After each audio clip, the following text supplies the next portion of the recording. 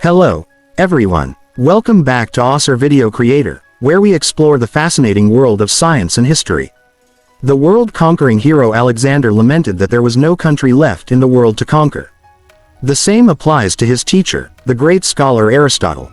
There is no field of knowledge to which he is not the guide. His book Politics marked the beginning of modern politics. The dramaturgy of politics lays the foundations of poetics. He is the father of modern biology, proponent of many philosophical theories.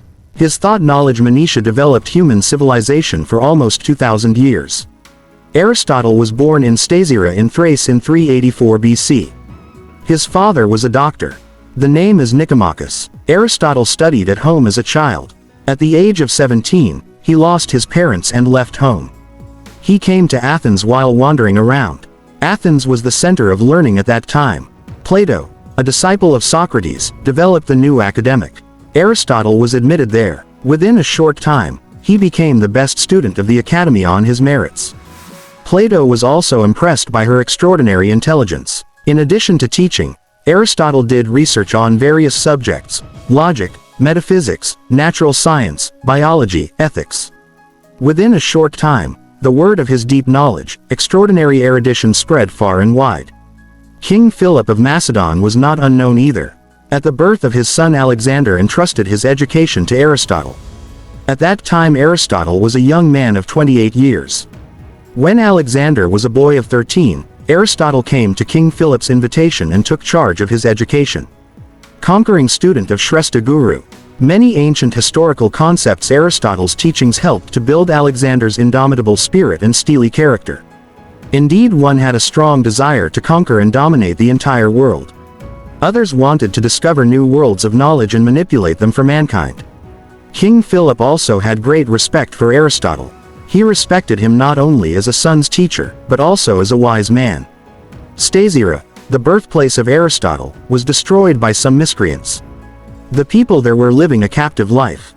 At the behest of Aristotle, King Philip not only rescued Stagira from the enemy, but rebuilt the city from the ruins. Aristotle was on the one hand a great sage, on the other a useful teacher. So Alexander had immense respect for the guru. He used to say, "I got this life from my father and learned from the guru how to make this life worthwhile." While Aristotle was working on the science of life, Alexander employed many men to help him, whose task it was to observe the life of various kinds of fish, birds, and animals, and to collect and send their descriptions. Wherever a female manuscript could be found in the country or abroad, Alexander would collect the female manuscript at any cost and hand it over to the guru. When Alexander set out with his army to conquer Asia, Aristotle returned to Athens. At that time, Athens was the seat of art, culture, education. Aristotle established a school here. He was 50 years old then. The name of the school is Lyceum, because nearby was the temple of the Greek god Lyceum. Alexander died suddenly in 323 BC. The life that Vir was living under the student's umbrella for so long came to a disaster. He got word from some loyal students that a conspiracy had started against him. Aristotle was not unaware of Socrates' fate, so he secretly left Athens and took refuge in Horia Island. But Aristotle did not have to suffer the pain of this voluntary exile for long. He died in 322 BC. Aristotle passed all his lifelong works to his disciple Theophrastus before his death. Theophrastus was succeeded by his disciple Neleus. After Neleus's death, his sons buried the works in iron caskets under Aristotle's tomb. 200 years later, when the Roman army occupied Greece, the statue was recovered and brought to Rome. All compositions are worn out. Many efforts were made to make copies of those manuscripts, and based on them Aristotle's works were published. According to the content, Aristotle's works can be divided into several parts: logic, metaphysics, natural sciences, ethics, rhetoric, poetics. Aristotle's works number close to 1,000, but most of it has been destroyed. From what little has been found, it is not difficult to infer how extensive his genius was.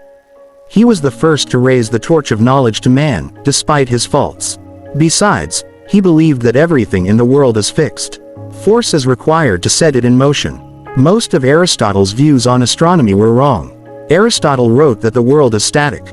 The moons of the solar system revolve around him in the geometrical path of the sun. Galileo was the first to disprove this idea. He was of the opinion that the moon had its own light. In the past it has been proved that the moon has no light. These erroneous views of Aristotle have driven society for centuries. Aristotle cannot be blamed for that. It was the duty of posterity to properly evaluate his research. But they failed completely in that task. For all his fallacies, Aristotle is one of the greatest sages in human history, in the light of whose knowledge man has enriched himself, raised himself to greatness.